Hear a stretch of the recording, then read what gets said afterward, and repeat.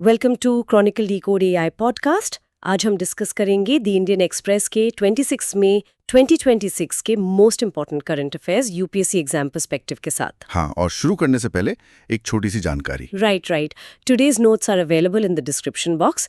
Do share your feedback in the comments. It motivates us to improve continuously. बिल्कुल। तो आज का जो हमारा ये डिस्कशन है ना, वो काफी इंटरेस्टिंग होने वाला है। हाँ, क्योंकि सोचकर देखिए, अगर आपके घर का बजट अचानक से इसलिए बिगड़ जाए क्योंकि एक ही दिन में गैस सिलेंडर, राशन और बाहर से आने वाली दवाइयों के दाम दोगुने हो गए हैं। एक आम इंसान के लिए ये बहुत ही पैनिक वाली सिचुएशन होती है। वही ना, आपके पास जो थोड़ी बहुत सेविंग्स थी वो तेजी से खत्म हो रही है। अब इस घबराहट को 1 अरब से ज्यादा लोगों पर लागू कर दीजिए।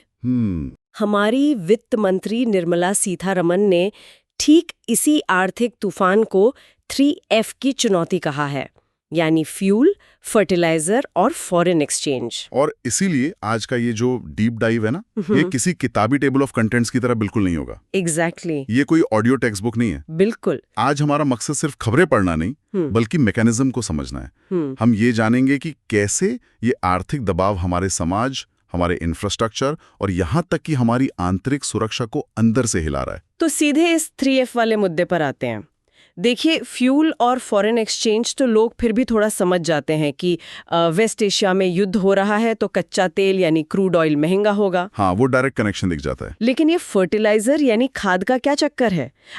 एक आम धारणा ये है कि भारत एक कृषि प्रधान देश है, तो हमें खाद के मामले में इतनी दिक्कत क्यों आ रही है? यहाँ पर मैकेनिज्म को ठीक से समझना जरूरी है। देखिए, भारत खेती जरूर करता है, लेकिन उस खेती के लिए जो आधुनिक खाद या फर्टिलाइजर चाहिए, उसका कच्चा माल हमारे पास नहीं है। अच्छा, मतलब रॉ मटेरियल बाहर से आता है। हाँ, अगर मैं आपको डेटा बताऊं तो 2025-26 में भारत ने करीब 28.2 मिलियन टन फर्टिलाइजर इंपोर्ट किया। बाप रे, 28 मिलियन टन! बिल्कुल। और अगर हम इसमें इस्तेमाल होने वाले नेचुरल गैस और अमोनिया जैसे इनपुट्स को भी मिला लेना, तो हमारा कुल इंपोर्ट बिल $27.2 बिलियन तक पहुंच जाता है। Wait, $27 billion? हाँ। सिर्फ खाद और उसके कच्चे माल पर? हाँ, होता क्या है कि वेस्ट एशिया के संकट की वजह से नेचुरल गैस की सप्लाई चेन डिस्टर्ब होती है और ग्लोबल मार्केट में अचानक अमोनिया के दाम बढ़ जाते हैं। ओ, अब समझ आई बात। यानी हमारे किसानों के खेत में जो यूरिया या डीएपी पड़ रहा है, उसकी कीमत सीधे तौर पर ग्लोबल जियोपॉलिटिक्स से जुड़ी हुई है। सही पकड़ा आपने। और सबसे बड़ी टेंशन ये है कि ये $27.2 बिलियन का बिल हमें विदेशी मुद्रा यानी डॉलर्स में चुकाना पड़ता है, जिससे हमारा फॉरेन एक्सचेंज रिजर्व तेजी से खाली होता है। लेकिन रुकिए, यहाँ मैं थोड़ा डेविल्स एडवोकेट बनना चाहूंगा। हाँ, जरूर पूछिए। अगर हमारा फॉरेन एक्सचेंज भंडार इतनी तेजी से खाली हो रहा है, तो आरबीआई लगातार मार्केट में डॉलर बेच क्यों रहा है? देखिए, रुपया अभी डॉलर के मुकाबले करीब 95.23 पर है और कुछ दिन पहले ही ये 97 टच करने वाला था ना। हाँ, 97 के आसपास चला गया था। बिल्कुल। तो किताबी अर्थशास्त्र या इकोनॉमी की बेसिक थ्योरी तो यही कहती है कि अगर करेंसी गिरने दी जाए तो हमारे एक्सपोर्ट सस्ते हो जाएंगे और अट्रैक्टिव बनेंगे। तो क्या आरबीआई आर्टिफिशियली रुपए को रोककर अपना $40 बिलियन का नुकसान नहीं करवा रही? देखिए, ये आर्ग्यूमेंट सुनने में बहुत लॉजिकल लगता है, लेकिन जो जमीनी हकीकत है ना, उसका मैकेनिज्म थोड़ा अलग है। सबसे पहले ये समझना जरूरी है कि रुपया आखिर गिर क्यों रहा है। हाँ, ये एफपीआईज़ के निकलने की वजह से हो रहा है ना। एग्जैक्टली। जब भी दुनिया में युद्ध जैसी स्थिति होती है तो फॉरेन पोर्टफोलियो इन्वेस्टर्स यानी एफपीआईज थोड़ा पैनिक करते हैं। वो इमर्जिंग मार्केट से अपना पैसा निकालकर यूएस डॉलर या गोल्ड जैसी सेफ हेवन्स में डाल देते हैं, अपना रिस्क कम करने के लिए। सही कहा। और इस साल एफपीआईज ने लगभग $24.4 बिलियन भारतीय मार्केट से निकाले हैं। Wow, that is a massive number, है ना।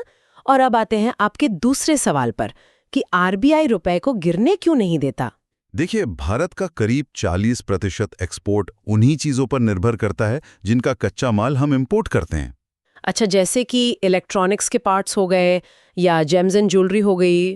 बिल्कुल।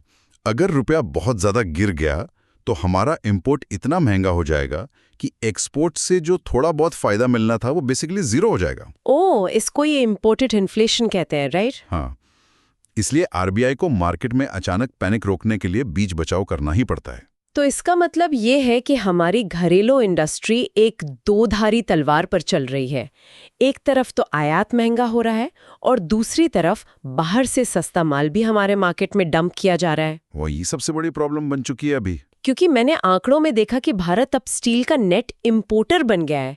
मतलब अप्रैल महीने में हमने 0.7 मिलियन टन स्टील इंपोर्ट किया और सिर्फ 0.5 मिलियन टन एक्सपोर्ट किया। ये आंकड़ा काफी शॉकिंग है वैसे। वही ना, जिस देश में हाईवे और रेलवे जैसा इतना बड़ा इंफ्रास्ट्रक्चर पुश चल रहा हो, वहां हम स्टील बाहर से क्यों मंगवा रहे हैं? क्योंकि ग्लोबल डिमांड अभी काफी डाउन है और चाइना या वियतनाम जैसे देशों के पास एक्सेस स्टील पड़ा हुआ है।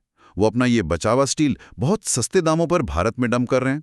तो हमारी डोमेस्टिक इंडस्ट्री उन गिरते दामों से डायरेक्टली compete नहीं कर पा रही है। एग्जैक्टली और यही सेम मैकेनिज्म टेक्सटाइल यानी सूती कपड़ा उद्योग में भी चल रहा है आजकल। राइट, वहां भी बांग्लादेश और वियतनाम हमें कड़ी टक्कर दे रहे हैं। हाँ, इसलिए सरकार को मजबूरन एक बड़ा फैसला लेना पड़ा। वो अक्टूबर तक कॉटन पर से 11% इंपोर्ट ड्यूटी हटाने जा रहे हैं। मतलब सरकार एक तरह से पॉलिसी लेवल पर माइक्रो मैनेज कर रही है ताकि हमारी इंडस्ट्रीज किसी तरह सर्वाइव कर सके। बिल्कुल। ये आर्थिक दबाव तो वाकई में बहुत गहरा है, लेकिन किसी भी इकोनॉमी को चलाने वाले तो आखिर उसके लोग होते हैं ना। हाँ, लोग और सोसाइटी ही किसी भी देश का इंजन होते हैं। तो अगर हम इस सिस्टेमिक स्ट्रेन की कहानी को सोसाइटी की तरफ आगे बढ़ाएं, तो हमारी आबादी का जो नया डेटा आया है वो सच में बड़े अलार्म बजा रहा है। आप एसआरएस रिपोर्ट की बात कर रही हैं ना? हाँ, SRS यानी सैंपल रजिस्ट्रेशन सिस्टम रिपोर्ट 2024। ये रिपोर्ट साफ दिखाती है कि TFR यानी टोटल फर्टिलिटी रेट अब 1.9 पर स्थिर हो चुका है। ये 1.9 का आंकड़ा ना अपने आप में बहुत कुछ कहता है। कैसे, थोड़ा डिटेल में समझाइए इसको। देखिए, किसी भी देश की आबादी को स्टेबल रखने के लिए TFR कम से कम 2.1 होना चाहिए। इसे हम रिप्लेसमेंट लेवल कहते हैं। राइट। अगर TFR 1.9 है तो इसका सीधा सा मतलब यह है कि आने वाले दशकों में भारत की आबादी सिकुड़ने लगेगी और हम बहुत तेजी से एक एजिंग सोसाइटी यानी बूढ़े होते समाज की तरफ बढ़ रहे हैं। ये तो डेमोग्राफिक शिफ्ट की बात हो गई। हाँ, लेकिन पब्लिक हेल्थ के पॉइंट ऑफ व्यू से इसमें एक अच्छी खबर भी है। इन्फैंट मोर्टालिटी रेट यानी शिशु मृत्यु दर जो 2014-19 के दौरान 39 थी, वो 2024 में घटकर 24 हो गई है।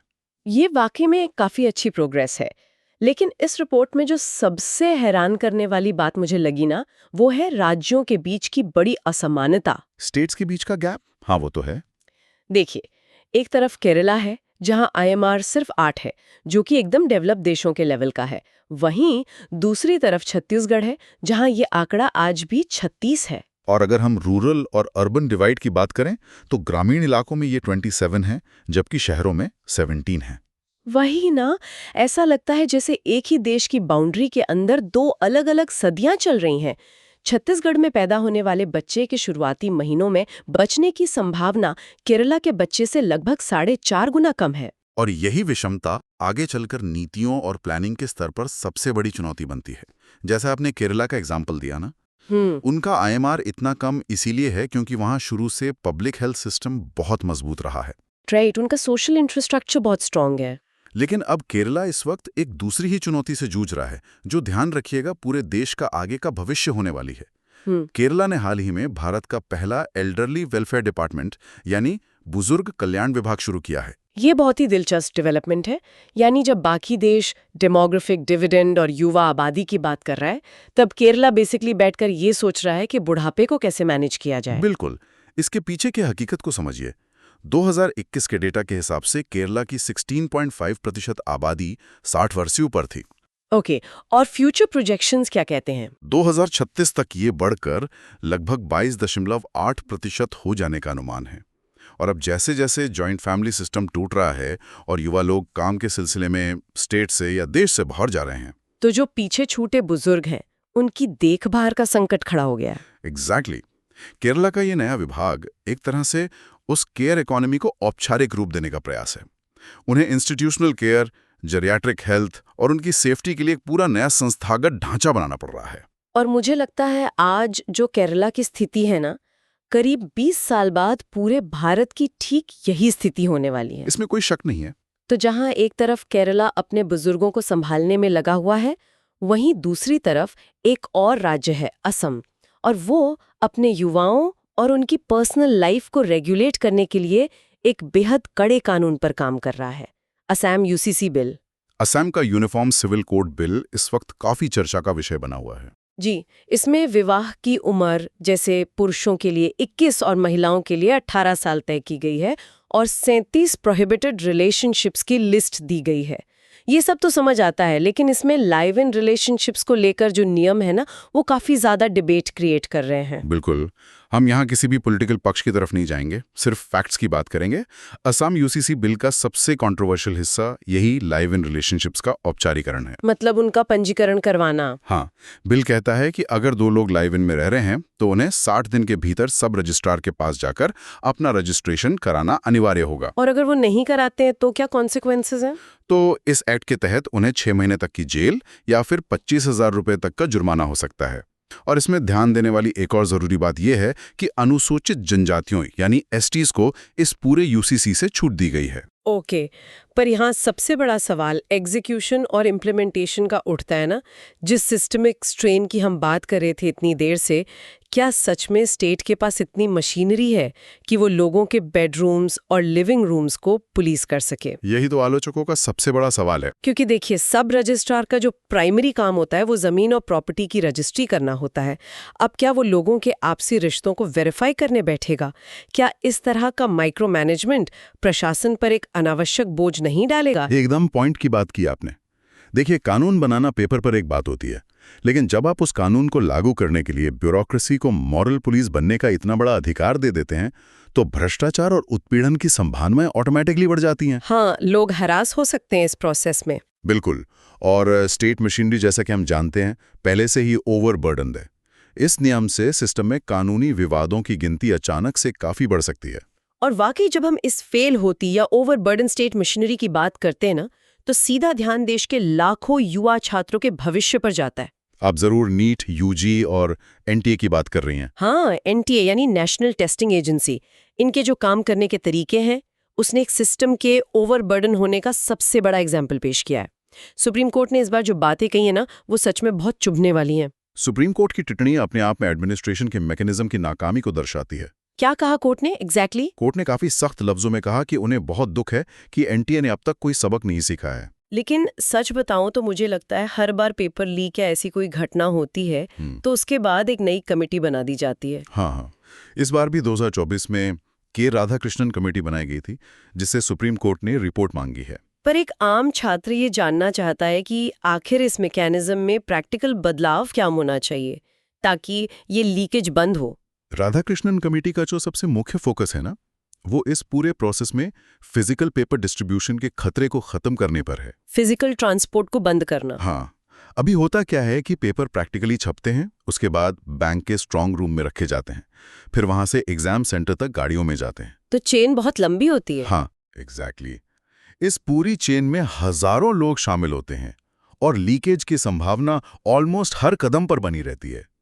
इसीलिए कमेटी की सिफारिश है कि डेटा सिक्योरिटी प्रोटोकॉल्स को मॉडर्न बनाया जाए, यानी सब कुछ डिजिटल फॉर्म में हो। हाँ, पेपर डिजिटल फॉर्म में हाईली एन्क्रिप्टेड तरीके से सीधे एग्जाम सेंटर पर भेजा जाए और वहां एग्जाम से ठीक पहले उन्हें प्रिंट किया जाए। एसओपीज को इस तरह अपडेट करना होगा जहां इंसानी हस्तक्षेप सबसे कम से कम हो, जिससे सिक्योरिटी और क्रेडिबिलिटी दोनों बढ़ सके। वैसे एक तरह से देखें तो सिस्टम की ये लीक्स चाहे एग्जाम पेपर में हो या फिर हमारी पाइपलाइनों में, नुकसान हमेशा आम इंसान का ही होता है ना। ये एनालॉजी आपने बहुत बढ़िया दी। और इस लीकेज ऑफ वाटर से ध्यान आया, इस भीषण गर्मी के बीच दिल्ली और हरियाणा का जो जल विवाद चल रहा है, एक आम धारणा ये है लोगों में कि बस ठीक से बारिश नहीं हुई पिछले कुछ वक्त में, इसलिए दिल्ली में पानी की इतनी कमी है। लेकिन इसके पीछे का ग्राउंड रियलिटी और मैकेनिज्म कुछ और ही है ना। बिल्कुल, सिर्फ मौसम को दोष देना ठीक नहीं होगा। वजीराबाद तालाब, जो दिल्ली की वाटर सप्लाई का दिल माना जाता है, वहां का सामान्य जल स्तर 674.5 फीट के आसपास होना चाहिए। ओके, और अभी कितना है? अभी गर्मी और पानी न आने के कारण ये गिरकर 668.7 फीट पर आ गया है। इस अक्यूट शॉर्टेज को हैंडल करने के लिए दिल्ली सरकार ने हरियाणा से आने वाले 4 हफ्तों के लिए अतिरिक्त यमुना जल की मांग की है। लेकिन कहानी का एक दूसरा हिस्सा भी है जो इससे कहीं ज्यादा परेशान करने वाला है, और वो है ट्रांसमिशन लॉस। वही लीकेज जिसका जिक्र आप अभी कर रही थी। सुना है दिल्ली अपने पानी का करीब 20% हिस्सा तो सिर्फ रास्ते में ही गंवा देती है। ये तो ऐसा लगता है जैसे आप एक ऐसी बाल्टी में पानी भरने के लिए किसी दूसरे से झगड़ा कर रहे हैं जिसके पेंदे में पहले से एक बहुत बड़ा छेद है। ये उदाहरण एकदम सटीक है इस सिचुएशन पर। देखिए, दिल्ली का जो वाटर डिस्ट्रीब्यूशन नेटवर्क है वो अब काफी पुराना हो चुका है। उसमें पुरानी पाइपलाइंस होंगी और टूट-फूट भी। हाँ, पुरानी पाइपलाइंस, इलीगल कनेक्शंस और ठीक से मीटरिंग ना होने के कारण 20% पानी तो लोगों के नलके तक पहुंचने से पहले ही जमीन में बह जाता है। ये तो सीधे सीधे रिसोर्सेज की बर्बादी है। बिल्कुल। लेकिन यहाँ पॉलिटिकल इकोनॉमी ये कहती है कि किसी नेता के लिए पड़ोसी राज्य से पानी मांगने पर मुद्दा बनाना आसान होता है, बजाय इसके कि वो पूरे शहर की सड़कें खुदवा कर पहले वाटर नेटवर्क को ठीक करवाए। जब तक ये 20% लीकेज प्रॉपर्ली ब्लॉक नहीं की जाती, पानी की कोई भी अतिरिक्त सप्लाई लंबे समय का समाधान नहीं बन सकती। सही बात है। ये एडमिनिस्ट्रेशन की ऐसी चूक और अवेलेबल रिसोर्सेज को ठीक से मैनेज ना कर पाना ही उन सभी सिचुएशंस को पैदा करता है जहां सिस्टम टोटली कमजोर पड़ जाता है। और जहां एडमिनिस्ट्रेशन कमजोर होता है वहां एंटी सोशल एलिमेंट्स पनपते हैं। राइट। और आंतरिक सुरक्षा यानी इंटरनल सिक्योरिटी की बात करें तो रेड कॉरिडोर यानी लेफ्ट विंग एक्सट्रीमिज्म इसका सबसे बड़ा और पुराना उदाहरण रहा है देश में। लेकिन इस फ्रंट से काफी उम्मीद भरी खबर सामने आई है हाल ही में। झारखंड में 27 माओइस्ट उग्रवादियों ने एक साथ सरेंडर किया है। हाँ, और ये जानना जरूरी है कि ये झारखंड के इतिहास का अब तक का सबसे बड़ा सरेंडर है। वाकई सबसे बड़ा सरेंडर। जी, लेकिन हमें ये समझना होगा कि ये अचानक एक रात में नहीं हो गया है। इसके पीछे हमारे सुरक्षा बलों की एक बहुत सोचे समझे तरीके की एनाकोंडा स्ट्रैटेजी काम कर रही है। Anaconda strategy? एनाकोंडा तो वो बड़ा सा सांप होता है ना, इस स्ट्रैटेजी का नाम ऐसा क्यों है? क्योंकि एक एनाकोंडा क्या करता है, वो अपने शिकार को चारों तरफ से कसकर धीरे धीरे उसकी सांस रोक देता है। सुरक्षा बलों ने बिल्कुल ठीक यही स्ट्रैटेजी यहाँ अपनाई है। अच्छा, मतलब उन्हें चारों तरफ से ब्लॉक कर दिया? हाँ, उन्होंने सारंदा जैसे घने और दुर्गम जंगलों में अंदर तक रोड्स बनाई हैं, नक्सलियों की जो मेन फंडिंग लाइन थी उसको काटा है और उन्हें उनके ही कोर एरियाज में पूरी तरह से कन्फाइन कर दिया है, जिससे उनका बाहर आना जाना बंद हो गया। एग्जैक्टली। और जब उनका पूरा इकोसिस्टम इस तरह श्रिंक होने लगा और उन्हें लगा कि आगे कोई रास्ता नहीं बचा, तब उनके पास सरेंडर के अलावा कोई प्रैक्टिकल चॉइस नहीं बची। ये डेफिनेटली हमारी फोर्सेस के लिए एक बड़ी जीत है। लेकिन इस मिलिट्री और एडमिनिस्ट्रेटिव सक्सेस का जो जश्न है ना, वो एक आम परिवार के लिए बिल्कुल अधूरा है। आप कांस्टेबल बदल मुर्मू के केस की तरफ इशारा कर रही हैं? हाँ, मैं सोच रही थी कि उनके बिना इस सरेंडर और जीत को पूरा कैसे माना जा सकता है आखिर। ये सच में एक बहुत ही दर्दनाक पहलू है इस पूरी सक्सेस स्टोरी का। सीआरपीएफ के कांस्टेबल बदल मुर्मू 2023 से लापता हैं और जो रिपोर्ट सामने आई है उनके मुताबिक उन्हें नक्सलियों के टॉप नेता और पॉलिट ब्यूरो सदस्य मिसिर बेसरा के गुट ने अब तक बंधक बना रखा है। ये जानकर ही रोंगटे खड़े हो जाते हैं कि उनका परिवार किस फेज से गुजर रहा होगा। ये कि जब हम इन सब बातों को आंकड़ों में गिनते हैं ना, कि भाई इतने सरेंडर हुए या फिर इतने इलाके नक्सल मुक्त घोषित हुए, तो उसके ठीक पीछे हमारे जवानों और उनके मासूम परिवारों को एक बहुत ही भयानक मानवीय कीमत चुकानी पड़ती है। ट्रू। स्टेट बिल्डिंग या देश निर्माण की ये कीमत कभी-कभी लफ्जों में बयान नहीं की जा सकती। वाकई। खैर, इन कड़ी जमीनी सच्चाइयों और संघर्षों से थोड़ा ऊपर उठते हैं। चलिए अब उस आधुनिक क्षेत्र की बात करते हैं जहां भारत ग्लोबल सॉल्यूशंस तैयार कर रहा है दुनिया के लिए। साइंस और टेक्नोलॉजी का ब्लॉक। जी, आईआईटी मद्रास और आईएससी बेंगलुरु के हमारे वैज्ञानिकों ने एक ऐसी पहेली सुलझाई है जिसे दुनिया भर के वैज्ञानिक पिछले 70 साल से क्रैक करने में लगे थे। ये कार्बन फ्री मॉलिक्यूल का आखिर नया चमत्कार है क्या? इसे थोड़ा आसान भाषा में समझाइए। जरूर। साइंस की दुनिया में फेरोसीन नाम का एक बहुत ही प्रसिद्ध मॉलिक्यूल होता है। फेरोसीन, ओके। इसका जो शेप और स्ट्रक्चर होता है ना, वो बिल्कुल एक सैंडविच की तरह होता है।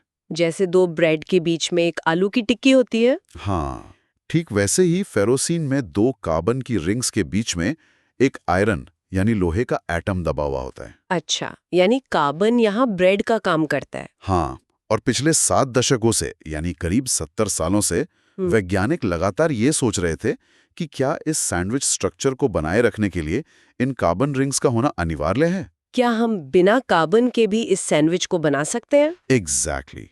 यही सबसे बड़ा सवाल था साइंस की दुनिया में। और अब इन भारतीय वैज्ञानिकों ने कंप्लीटली बिना कार्बन के ये स्ट्रक्चर सक्सेसफुली बना दिया है। जी हाँ, उन्होंने लगभग ऐसी ही प्रॉपर्टीज वाला एक carbon free molecule finally synthesize कर लिया है। वाओ, ये तो बहुत बड़ी बात है। लेकिन आम जनता की डे टू डे लाइफ पर इसका प्रैक्टिकल असर आगे जाकर क्या दिखेगा? देखिए, डे टू डे लाइफ में इसका तुरंत असर तो नहीं दिखेगा, लेकिन लॉन्ग टर्म में ये मटेरियल साइंस और केमिस्ट्री के लिए एक बड़ी क्रांति है। मतलब हम नई चीजें बना पाएंगे इससे? बिल्कुल, इसका सीधा सा मतलब है कि हम आने वाले समय में और भी बेहतर कैटलिस्ट्स बना पाएंगे।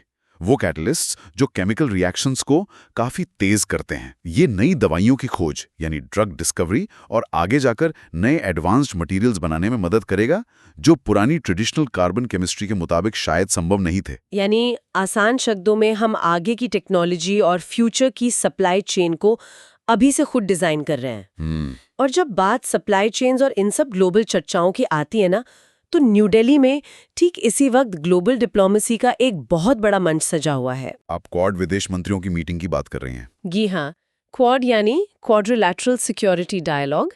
जब भी क्वाड का नाम हमारे दिमाग में आता है तो सीधा कनेक्शन इंडो पैसिफिक और चाइना को काउंटर करना यही बनता है। लेकिन इस बार का मीटिंग एजेंडा मुझे थोड़ा अलग और आश्चर्यजनक लगा। ये आपने काफी डिटेल में नोटिस किया है। इस बार की मीटिंग में यूएस के secretary of state Marco Rubio हैं, ऑस्ट्रेलिया की पेनी वोंग आई हैं, जापान के तोशिमित्सु मोतेगी हैं और भारत की तरफ से हमारे डॉक्टर एस जयशंकर मौजूद हैं। और इस बार इनका मेन फोकस सिर्फ वेपन्स और मिलिट्री अलायंसेस पर नहीं है। बिल्कुल नहीं। जैसा कि आपने कहा, उनका जो एक ट्रेडिशनल फोकस होता था मिलिट्री सुरक्षा, उसके अलावा इस बार चर्चा का सबसे बड़ा केंद्र क्रिटिकल मिनरल्स हैं। जैसे लिथियम और कोबाल्ट वगैरह? हाँ, जो फ्यूचर में इलेक्ट्रिक व्हीकल्स और नई टेक के लिए बहुत जरूरी होने वाले हैं। और उससे भी बड़ी बात, इस बार की चर्चा का एक बहुत बड़ा पॉइंट हॉर्मुज जलदमरुमध्य यानी स्ट्रेट ऑफ हॉर्मुज की समुद्री सुरक्षा है। वेट, पर रुकिए, स्ट्रेट ऑफ हॉर्मुज तो वेस्ट एशिया में स्थित है ना, ईरान और ओमान के बीच वाले हिस्से में। हाँ, ज्योग्राफी के हिसाब से वही है। तो क्वाड तो लॉजिकली इंडो पैसिफिक रीजन के लिए बना था। ये चारों देश अचानक से यहाँ वेस्ट एशिया की सिक्योरिटी पर इतना ध्यान क्यों केंद्रित कर रहे हैं? इसका बहुत ही सिंपल लेकिन गहरा कारण है। इन चारों देशों को अब तक अच्छे से समझ आ गया है कि दुनिया की इकोनॉमी और नेशनल सिक्योरिटी आपस में किस तरह गूंदे हुए हैं। कैसे? देखिए, आज दुनिया का लगभग 20% क्रूड ऑयल यानी कच्चा तेल इस स्ट्रेट ऑफ हॉर्मुज के पतले रास्ते से होकर गुजर रहा है। अगर वेस्ट एशिया के तनाव की वजह से, चाहे वो ईरान हो या किसी और वजह से, कल को ये रास्ता एकदम ब्लॉक हो जाता है तो हमारी एनर्जी सप्लाई लाइन तुरंत रुक जाएगी। एग्जैक्टली। और अब आप इस डीप डाइव के सबसे शुरुआती हिस्से को दोबारा याद करिए, जहां हमने 3F यानी फ्यूल और फर्टिलाइजर की बात की थी। Oh yes. अगर हॉर्मुज जैसा रूट ब्लॉक होता है ना, तो हमारा फ्यूल और फर्टिलाइजर का जो आयात बिल है वो सीधा आसमान छूने लगेगा। क्वाड देशों को क्लियर एहसास हो गया है कि आप सिर्फ इंडो पैसिफिक को सुरक्षित नहीं रख सकते जब तक आपकी कोर एनर्जी लाइफलाइन जो वेस्ट एशिया से आ रही है वो पूरी तरह सुरक्षित ना हो। माय गॉड, क्या जबरदस्त लिंक बन रहा है ये। यानी जो कहानी हमने आज शुरू की थी हमारे आम बजट से, पेट्रोल और उस खाद के दाम से, वो पूरी की पूरी दुनिया घूमकर वापस आकर हमारे आंगन में ही खड़ी हो गई है। बिल्कुल, सब कुछ कनेक्टेड है यहाँ पे। हमने आर्थिक चक्कर के 3F से शुरू किया। हमने बैठ के देखा कि कैसे गिरता हुआ रुपया हमारे उन्हीं एक्सपोर्ट फायदों को इम्पोर्टेड इन्फ्लेशन की तरह वापस निगल रहा है। फिर हम अपने डेमोग्राफिक्स की तरफ आए, जहां हमने पाया कि हमारा समाज उम्मीद से भी ज्यादा तेजी से बूढ़ा हो रहा है और केरला अभी से उसके लिए एक नया विभाग बनाकर तैयारी कर रहा है, जबकि दूसरी तरफ असम अपने यूप को एक बहुत ही टाइट लीगल फ्रेमवर्क में बांध रहा है। हमने उसके बाद एडमिनिस्ट्रेशन की कमजोर होती कड़ियों को देखा, चाहे वो NTA के फेल्ड पेपर लीक्स हों या फिर दिल्ली के पुराने वाटर नेटवर्क में छुपी वेस्टेज। हमने इंटरनल सिक्योरिटी में देखा कि झारखंड में नक्सलियों की ताकत अब आखिर गिर रही है। वैज्ञानिकों ने हमें एक आशाजनक कार्बन फ्री मॉलिक्यूल जैसा ग्लोबल सॉल्यूशन दिया और अंत में क्वाड मीटिंग से हमें ये क्लियर समझ पाए कि दुनिया की हर छोटी बड़ी सप्लाई चेन आखिर में घूम फिर कर हमारी आम जिंदगी पर ही असर डालती है। ये सच में एक बहुत ही ब्रॉड ओवरव्यू था।